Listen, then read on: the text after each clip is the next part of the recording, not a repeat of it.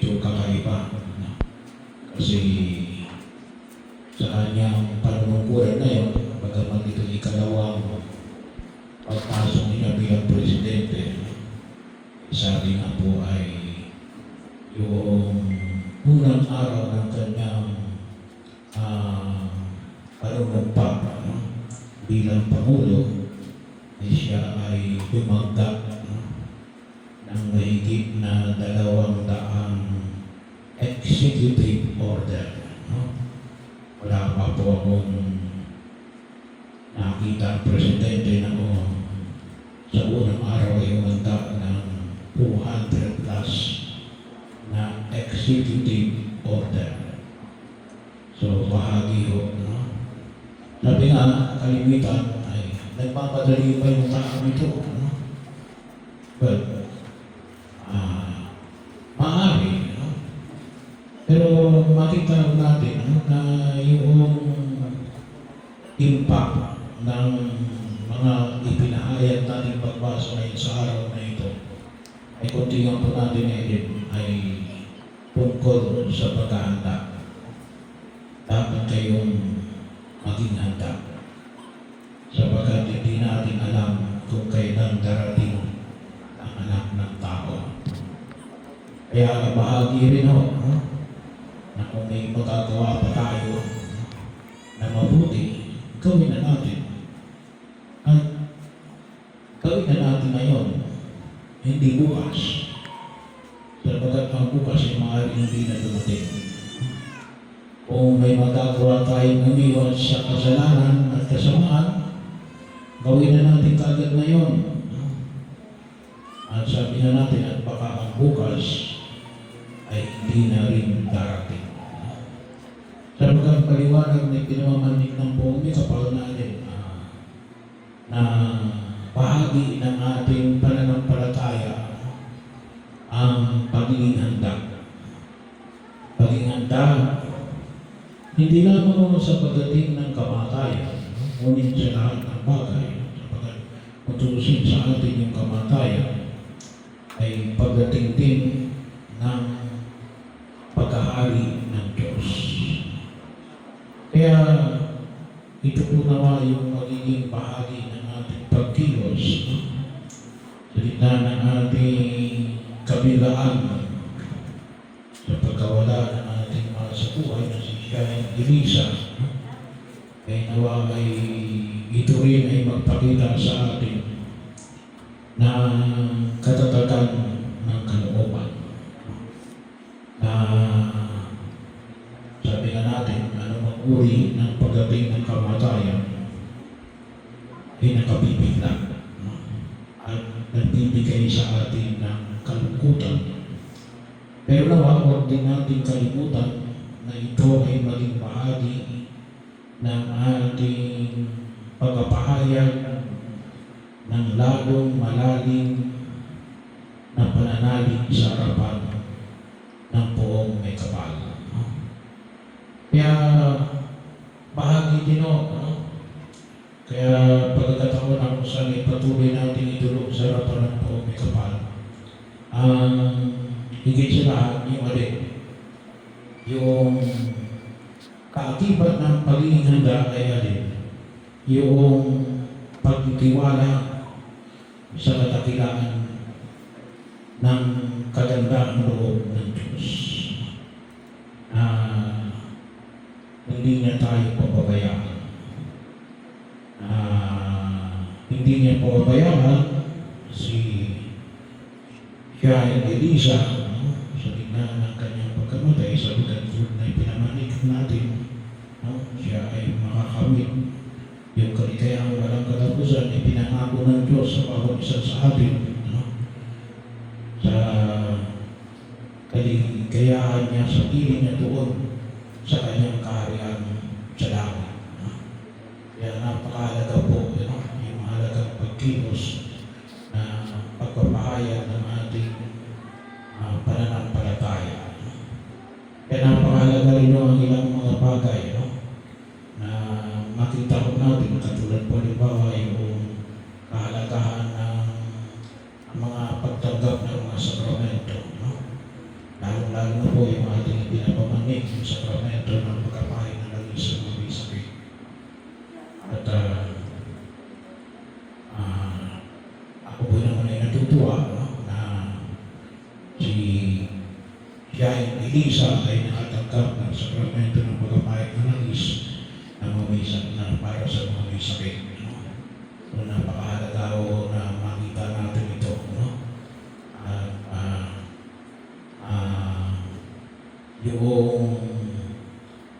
yung mismo may sakit ang gustong magpatawag, ano, na siya ay mapahira ng Santo Oreo, makapakumpisa at mabigyan ng higit ng kapatawaran ng kasalanan. Ano?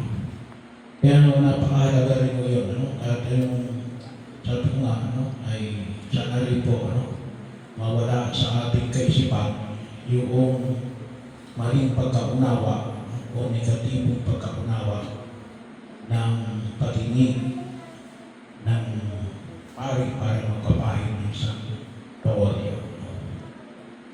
Bahagi rin ho ng pagtitiwala natin na tayo ay bigyan ng lakas ng loob ng Diyos. Sabi nga natin sa mga naiwanan, sa asawa, sa mga anak na maliliit pa, bagamat sabi nga natin ay very challenging, no? Pero magtiwala tayo sa biyaya at pagkapala ng Diyos. No? Lalo-lalo na tayo mga Pilipino, tayo ay napakalapit ng community, no? Yung pangalaga ng pamilya. At yung punawa, huwag natin kalimutan. No?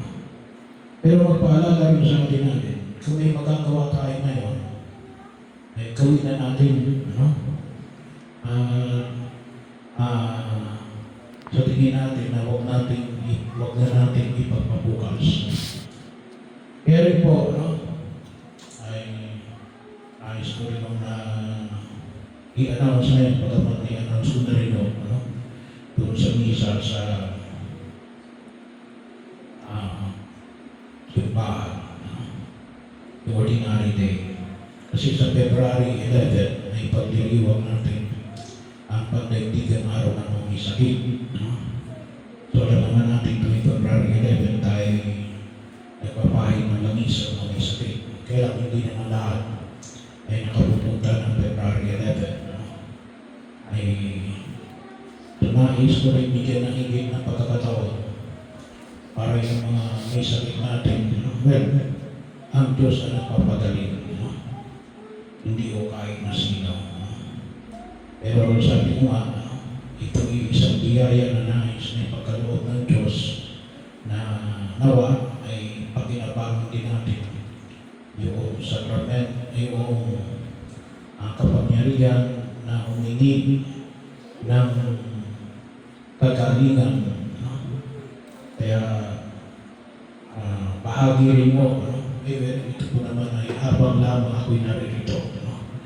Hindi naman ito, sabi ko nga, hindi naman ito programa ng parokya, pero ito'y particular na programa ko bilang kura paroko. At bilang bahagi na rin mo kung tusin ang matagal ko ng pagninilay.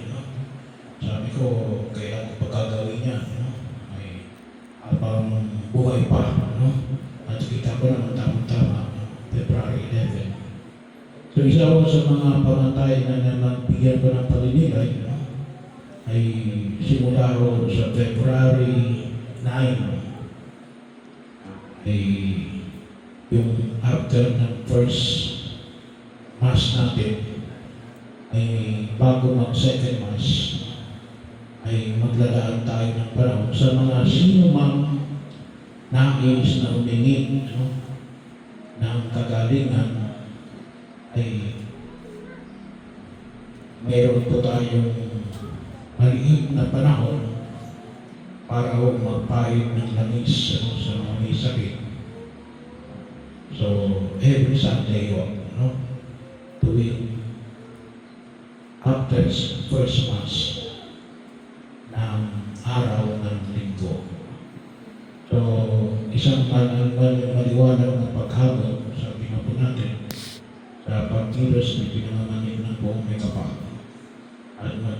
natin ang lakas ng mga kapatid natin na may mga karamdaman. So ito po yung tutusin, matagal ko na ang pagninilay ito, kaya ang sabi ko natin, ay hindi naman pwedeng bahagi lang ng pagninilay. So kung yun din on my part, ay bahagi natin, ay kung may magagawa tayo ngayon, ay gawin na natin, huwag na natin ipagpabukas. Sapagkat ang bawat sandali ay napakahalaga sa biyaya na pinagkakaloon ng Diyos. Total, sabi na natin, everything ay nasa ilalim sa kagandahan loob ng Diyos. Sa pagtitiwala na siya ay kailanman hindi magpapabaya. Hindi magpapabaya para kay siya ay Elisa, na naway pakinabangan niya yung biyaya ng pagliligtas ng Diyos na ipinagkaloob niya sa bawat isa sa ating mula ng binyagan na ngayon ay kanyang pakinabangan. At ang pagtitiwala natin, hindi rin tayo pababayaan ng Diyos. Habang tayo tumatahak sa daigdig na ito sa ating paglalakbay hanggang makarating tayo sa kinaroroonan din ng ating mga mahal sa buhay sa piling ng Diyos kasama